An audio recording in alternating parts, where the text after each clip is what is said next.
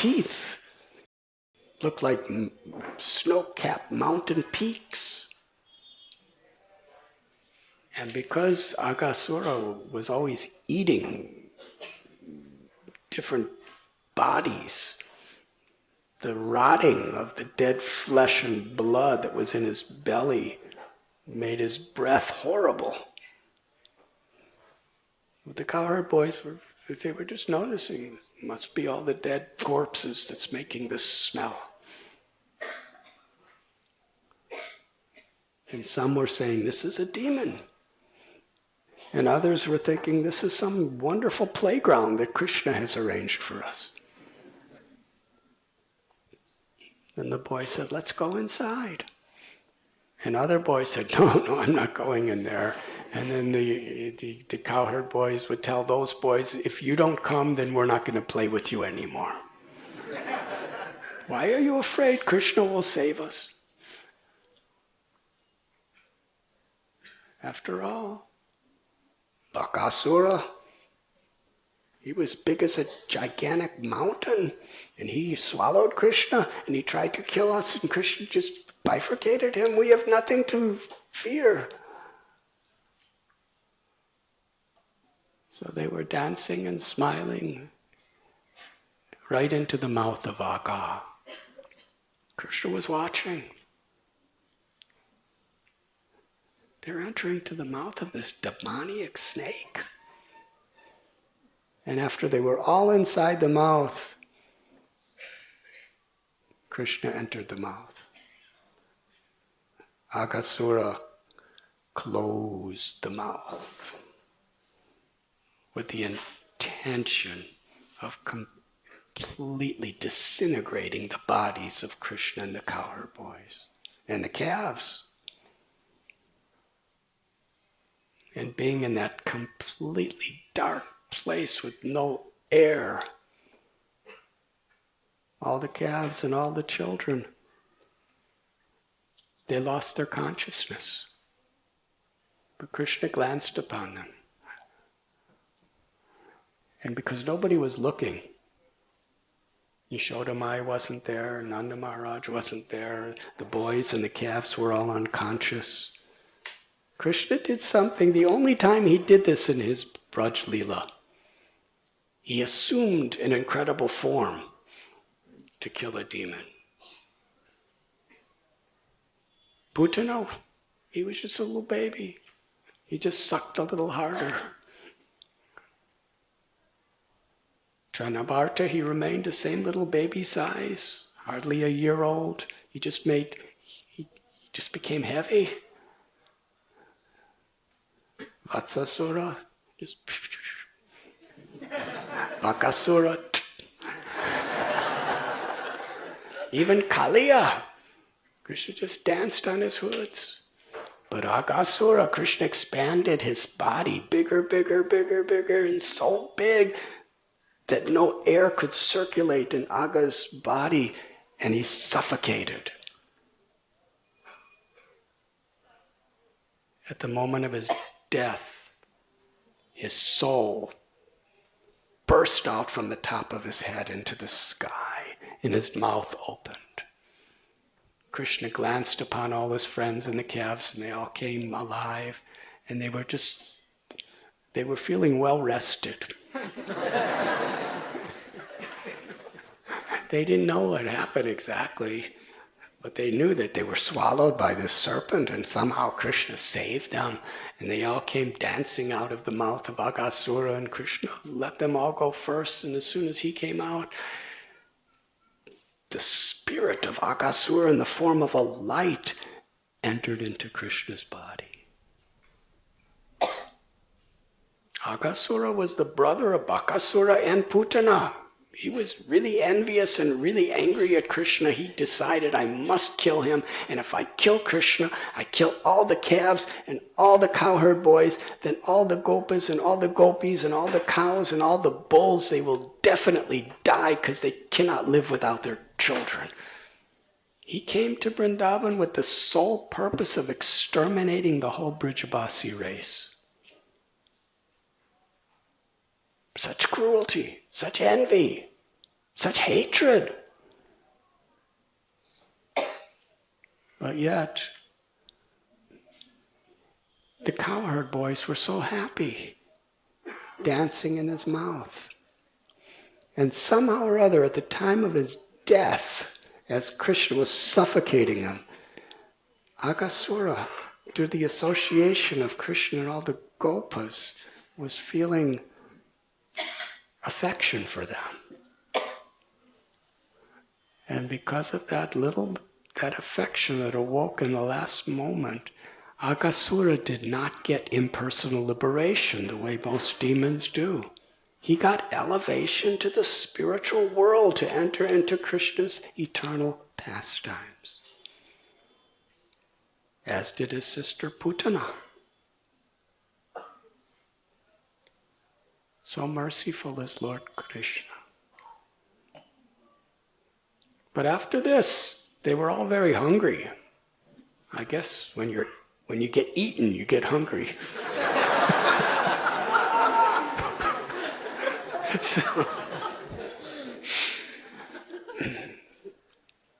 So Krishna said, let us take prasad on the bank of Yamuna today.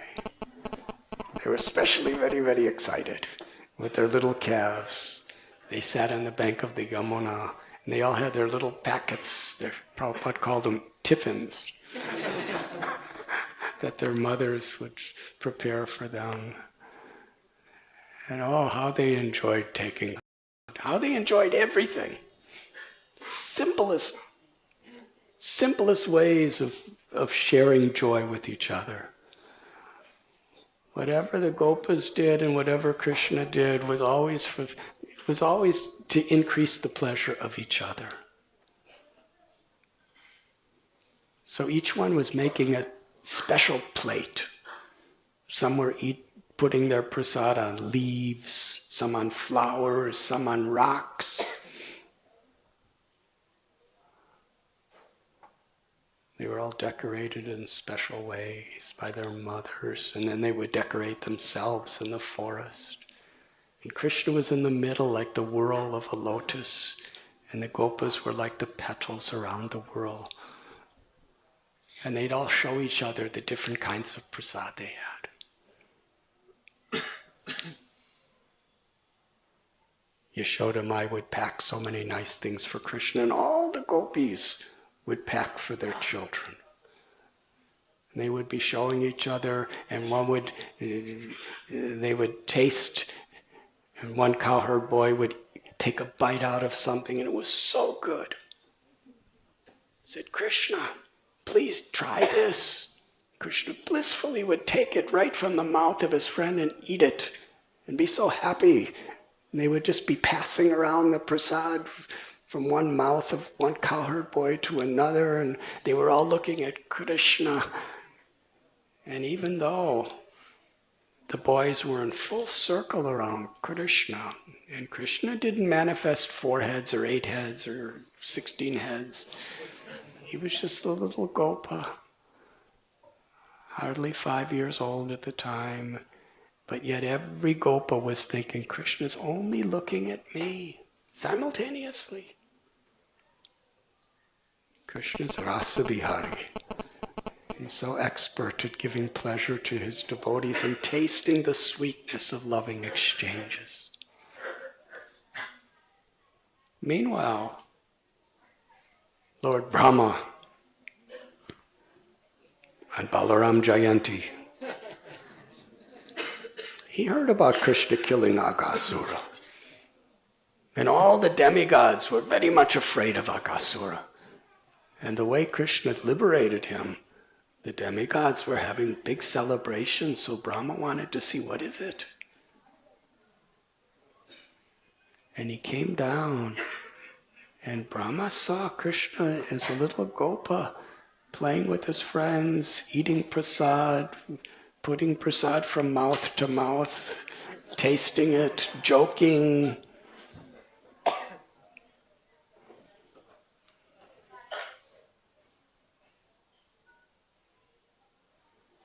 Krishna would love to make his friends laugh, and his friends would love to make Krishna laugh. So many stories. As they're sitting eating prasad,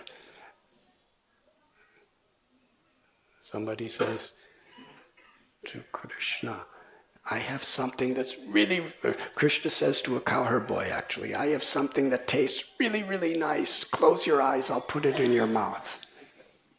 The cowherd boy closes his eyes, opens his mouth, and Krishna puts a flower in his mouth. And then the boy gets a really like a bitter flavor, and he looks very much unhappy the way he's, and Krishna and all the cowherd boys start laughing and laughing and laughing.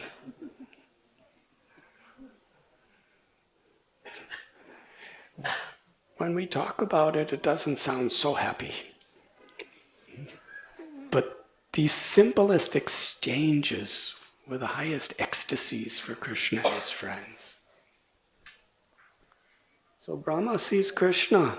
He just killed Aghasura. This mighty, powerful demon who was, 8 miles long?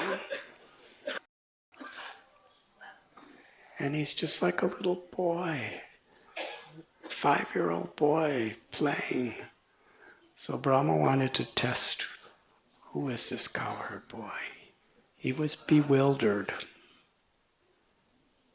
And by his own supernatural mystical powers, he allured the calves by fine tasty grasses deeper and deeper into the forest. When the Gopas during their prasad, they noticed that the calves were not there. They became very much concerned, and Krishna said, you continue eating prasad, I will go and find the calves. He wandered along the riverbank through the forest, into mountains and valleys. He couldn't find the calves anywhere. When he returned, all the boys were gone.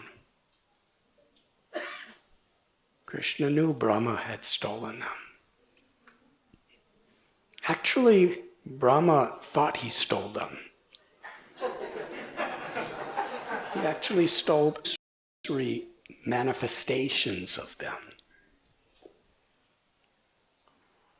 He was really bewildered. He took these calves and cowherd boys and put them in a cave and put them in a mystic sleep.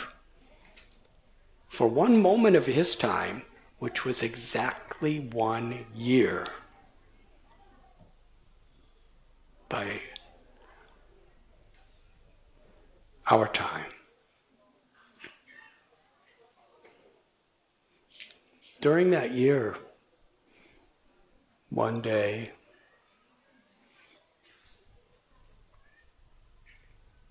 Krishna and Balaram were out with the cows and the calves. And Balaram, he saw the cows with the elder cowherd men on top of Govardhan Hill. And when the cows saw their calves, they came running down. And the cowherd men came running after them. And the cows were licking their little calves with tears flowing from their eyes. And the cowherd men were very disturbed. But when they saw their little children, in such ecstasy of parental affection, they were embracing their children. And Balaram was watching this. And he understood that this type of love can only be for Krishna. He understood, Balaram, what really happened. On Balaram Jayanti, when Balaram was not there, Krishna expanded himself to be an exact form of each calf and each gopa. And on Balaram Jayanti, When Krishna and all the cowherd boys came back to Gokul, nobody suspected anything. The only difference was that the gopis, the gopas, and the cows, and the bulls never, ever, ever had so much love for their children. Krishna became all their children to fulfill their desire. Because in the spiritual world there's no envy. But still, each motherly cow, each motherly gopi, each fatherly gopa, were all saying they loved Krishna more than their own children. And they loved their children more than anybody could imagine a parent's love for children, but still they loved Krishna more. And they were thinking, how fortunate are Nanda and Yashoda. They have Krishna as their own child, serving him day and night. There was no jealousy, rather. They were thinking, because they are so fortunate, let us serve Nanda and Yashoda. But Krishna, understanding their hearts, gave all the cows and all the elder